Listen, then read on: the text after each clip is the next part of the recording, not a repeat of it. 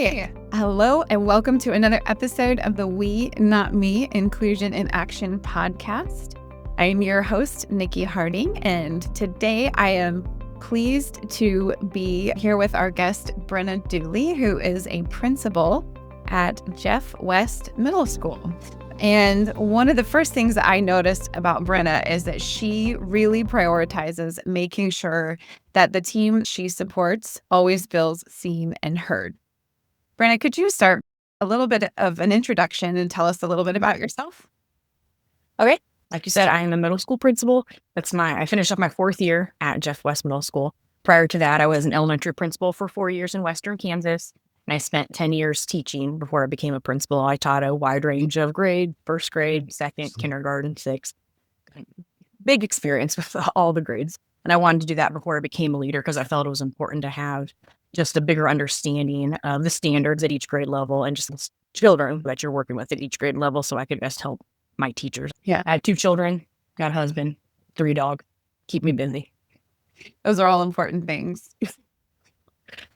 Brenna, can you tell us a defining moment or experience that shaped how you view leadership or your leadership style, particularly how you view evaluating your staff appreciation while also raising expectations? I would say that one of the biggest things that shaped just my view going into leadership was my first few years of teaching.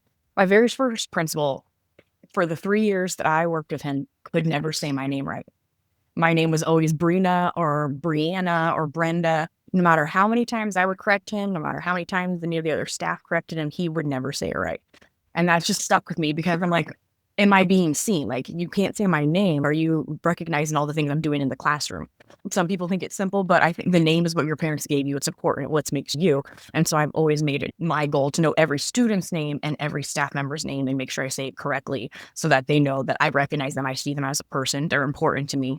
So that would be one of the biggest things. But I also think I make sure that I'm not asking my staff to do anything I'm not willing to do. At my school, we have lots of teachers who coach. And so we have to find coverage all the time, or we don't have subs a shortage. And so I will step in and sub if I'm available to. I'm not going to ask my teachers to go and do something if I'm not willing to do it. Time is precious. Everybody wants more time. And I'm not going to say that my time is more valuable than theirs by not giving up a free afternoon if I have it to go and help sub or do things like that. So I always want to make sure that I put my teachers first. I recognize, hey, if I can easily step in, fill this position, would help you out where I'm not like disrupting somebody else's plan time or like moving a para or combining specials classes when I was at the elementary. Like, I'll teach because I think it helps me as a leader remember what it's like to be in the classroom. And that's something I always wanted to make sure I never forgot, what it's like being in the classroom, because I have to have a pulse on what the teachers are doing, what they're learning, what I'm asking them to do. If I'm not willing to walk with them and learn what I'm asking them to learn at PD and apply it in the classroom and teach, then how am I having those expectations for them if I'm not willing to do it myself? Absolutely. I think teachers really appreciate that. And that might already answer what I'm about to ask you, but I would like you to share a specific example of a time when intentionally making a staff member feel seen had a noticeable impact either for them or for the school's climate and culture as a whole. One of the things, we wrapped up our 2nd day of our high impact instructional practices training. And so I had asked my staff, I was like, hey, look at what you're doing, look at your lesson plans, let me know if I can come in and provide some support, some feedback, help you with anything. My art teacher, who's in her 2nd year of teaching, she said, I'm trying this 3-minute interview. I've never done it before. I'm excited about it. Can you come in? Yes, of course. I would love to come in. She nailed it. She killed it. Like, the kids were all engaged. Her project, they were researching different artists that they wanted. And so in the questions, the kids were pretending that they were that artist and responding like they thought that artist would. All of the kids were engaged. They were having fun. Like, everybody was learning. Like, it was just lots of great conversation. I wrote her like a personal note that I left on her desk. I was like, awesome job. I would love to have teachers come in and watch you do this. And I sent out a shout out to the whole staff. And I was like, hey, like, someone to watch. She really did a great job. Just giving her a little shout out praise. And then multiple teachers have responded. They replied all or sent her a separate email like, hey, so proud of you. That's really great. Keep it up. For somebody who's in their 2nd year, just knowing, hey, I'm figuring it out. Like, I'm doing the things, I think meant a lot to her. Yeah. Celebrating people and their accomplishments is huge. One of the things I know you've been working on is implementing high impact instructional practices throughout your building. And anytime a school leader is working on systemic change, there's usually pushback. How do you handle resistance? And do you have any stories about teachers who are initially resistant or uncertain, but eventually become an advocate for those practices? How does your intentionality help support that change? Yeah, so, it's still a work in progress with my veteran staff. A lot of it is just getting them to realize you're already doing it. Yeah, we did that 5 years ago. It's just called something different. And so just getting them to recognize oh, I am doing the thing. She's just wanting me to be intentional and recognizing, yeah, I am doing it. And just making sure I'm planning a little bit more within my lessons. Because kids can't just sit there for 48 minutes and not get up and move. And so just making sure that they understand, hey, you're still doing it. It's called something different. It's okay. Take a breath. But when we had our day 3 of the training, I'm the one who led it. And so when we started, I was like, this is a safe space. Be vulnerable. If you were like, you know what, I didn't have any time since last time we talked about this now, and I haven't done anything, that's completely fine. Just have that conversation with your team. It's a safe space. And they did. And they laughed about it. They're like, you know what, I didn't do a good job. I struggled a little bit. And so then we talked it out and we let everybody know it's okay to struggle. We're going to struggle. But then just getting back on that horse, basically, and figuring out, okay, how can I be intentional as we wrap up the school year? How can I make sure that I'm putting these instructional practices in place? Maybe my goal is just one every class period. It's the same one I'm doing, but just one every class period, and then beef it up the next week and add another one. A lot of times in my practice, I talk about the value of psychological safety. And I think that one of the things that you do that's really valuable is going in and substituting and helping support teachers, because they know that you're going to walk the walk and talk the talk and help support them. So I think that's really important. Also, when introducing new instructional expectations, there's always that balance between accountability and support. Can you describe a time where you maybe had to adjust your approach, maybe soften expectations or add more support to ensure that staff felt safe and also motivated to grow? Because you never want to soften expectations to the point of lowering expectations. There has to be that balance because student outcomes are always the end goal. I think sometimes just recognizing how much is on the teacher's plate to soften those expectations a little bit. Letting them know, hey, I see you. I know it's tough, but this is what we're doing, and just taking it a little bit slower. The document I had created, the vision I had, oh, this is going to be awesome. And I'm like, oh no, not right now. Not in state assessment season and spring sports and all the things we had going on. And so we backed it up. Talk about the document you created. I created a Google sheet that listed all the instructional practices that we had reviewed in our training. And then I had hyperlinks in it so they could click on that, and gave them check boxes. Yes, I feel good about this one. I'm doing this one consistently, rock star at it. And then there were places where they could have little drop down boxes. I need some feedback on this one. And so it was made for them to hold themselves accountable. Check, I'm good at this one. I don't really like this one. I don't see the value in what I'm teaching, and just help them have it all in one place. Within that document, I'd asked them to sign up for some times. No, and then it was 2 weeks before spring break, and nobody was in their right mind to be yeah, let's come in and get all the conversations about it. But when we had our third day, we talked about it, and they're like, yeah, I forgot about the document. And my plan over the summer is just tweak it a little bit so that's more of a flexible living document that they can constantly use. And we'll start off the school year with it. And I think that will help because it'll be fresh in their brains. Hey, this is how we're starting the year. We're going to have another day of HIPS training. Let's really be intentional with what we're doing. And so I think maybe at the beginning of the year instead of third quarter, right before spring break, is going to be a little bit better for seeing some improvement and just the accountability and the expectations with it. Yeah. Yeah. Timing is always really important, especially for teachers. There are always those times of year. That kind of leads us to the next thing that I wanted to talk about is when things don't go as planned.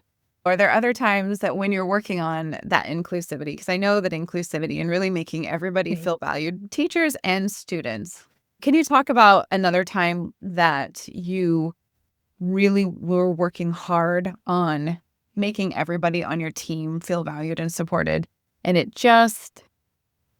you had to take a moment and take a step back and think, that's not how I saw that going?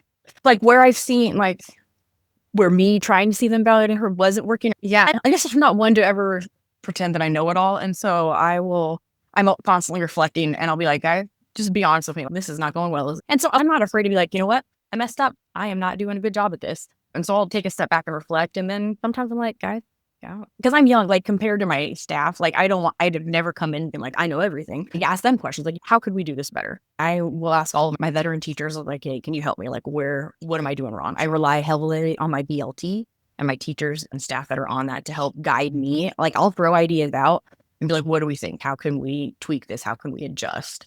But I guess I'm not one to be like, yeah, I'm not going to keep pushing through. I'll be like, oh, this didn't work. Let's scratch that. Same way you have to do it in a lesson. And when you're in the classroom, and you got to apologize. You know what, guys? I'm sorry. I asked too much out of you. Like I didn't think this through. If it thought like in my mind at 3 a.m. when I was like, oh, this is going to work. And it did not work. Let's pivot, let's adjust, and let's change. And I think that's important for staff to see that, like, I'm human too. I'm going to make a mistake, and I will apologize to you for making that mistake or for pushing them when I shouldn't have pushed them too much. Like, it wasn't the right time. They weren't ready for it. That helps facilitate that safe environment for them, that you also feel safe saying, yeah, I messed up and I would love your feedback and support. The fact that you feel safe in being collaborative and asking for help is really important as a leader as well. What's the hardest conversation you've had recently while encouraging your team to embrace some of the new instructional strategies? I guess it'd really just be that it's not one more thing. Like, just getting teachers, their plates are full.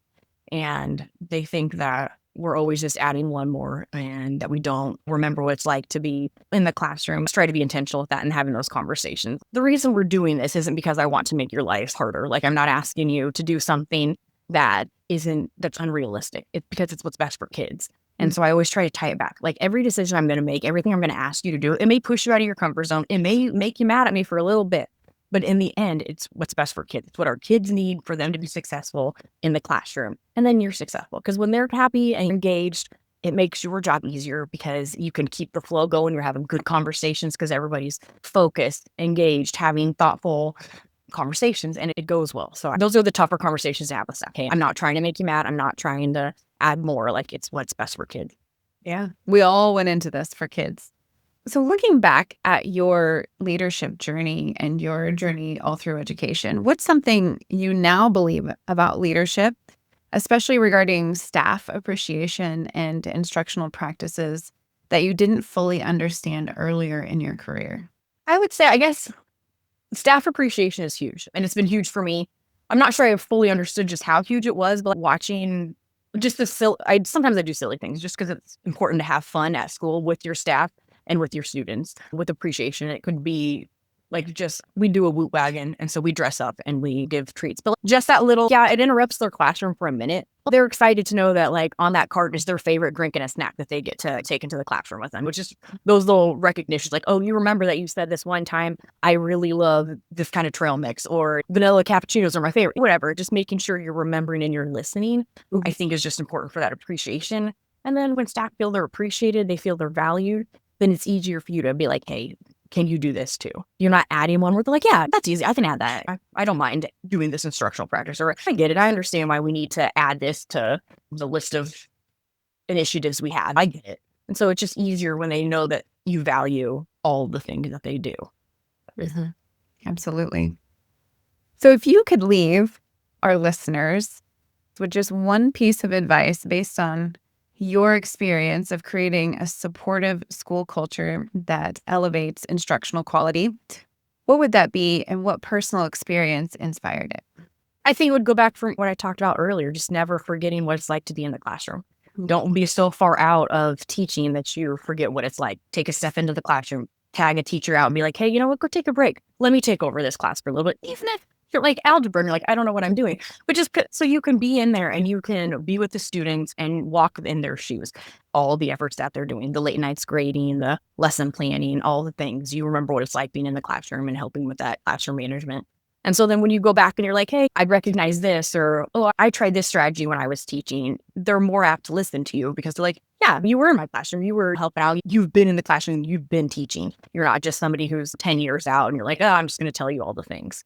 Yeah, they want more than a walkthrough. They want you sitting on the floor with the little kids and reading with them and interacting with them too. Thank you, Brenna. Really appreciate you taking the time. Yeah, my email is Brenna, Brenna.Dooley, Dooley @USD340.org. Perfect. Be sure to subscribe. We appreciate your time. Thank you.